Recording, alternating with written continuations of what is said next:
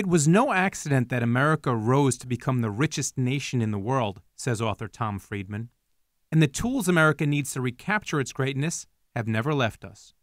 We got here because we had a 5-part formula for success. Educate our people up to and beyond whatever the level of technology was, have the world's best infrastructure, have the world's most open immigration policy to attract the best and most talented immigrants, and have the best rules for investing and preventing recklessness, and lastly, the most government-funded research.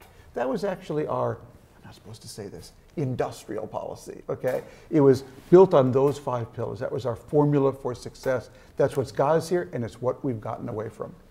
In That Used to Be Us, Friedman and co-author Michael Mondelbaum confront the current challenges facing America, starting with globalization. How do we beat China when they have more than 1 billion people who are willing to work for next to nothing? Well, you know, we profile a manufacturer in the book, the oldest manufacturer in Buffalo. Now, it's not easy to be the oldest manufacturer in Buffalo. It's a company called Eastman. They make cutting tools. But if you look at that company, what they've done, well, you know, they actually have unionized employees still. But what happens now? One unionized employee, all right, operates 4 machines.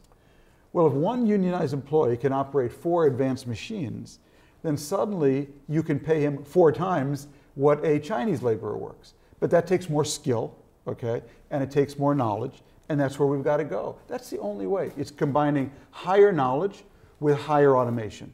That's the only way to go. Another issue that you discuss in the book is the IT revolution. How do we keep progress, technology, from taking the jobs that China hasn't already taken?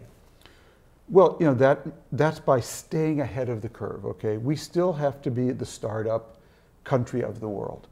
And that's really our vision in the book, that what is America, that America should be to the 21st century, what Cape Canaveral was to America in the 20th century. Cape Canaveral was the place we launched our one national moonshot. We're not going to be doing that anymore. We want America to be the launching pad where everyone in the world will want to come to launch their moonshot, to do their startup. And if we have multiple startups here going on all the time, there'll be jobs for the butcher, the baker, and the candlestick maker as well. Well, we're also not launching any rockets anymore because we're broke. As a country, right. We face a serious national debt crisis.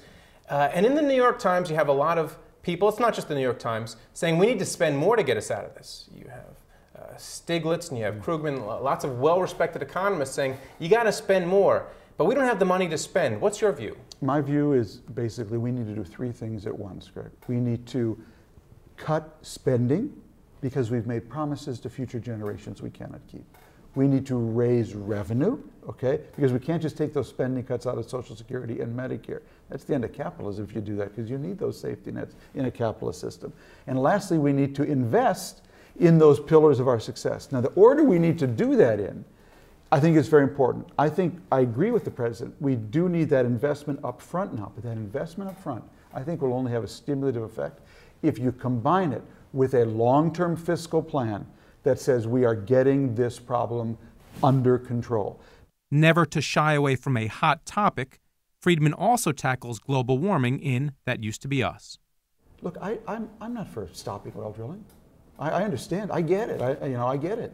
But let's have a plan to get off oil. That's my problem. Because ultimately, if you think none of these have costs, that you're going to belch all this CO2 into the atmosphere and it's not going to create the disruptive climate that could very well cost you your job, not to mention your kid's job or kid's future. If you think this is just like free, then you really, I think, are fooling yourself.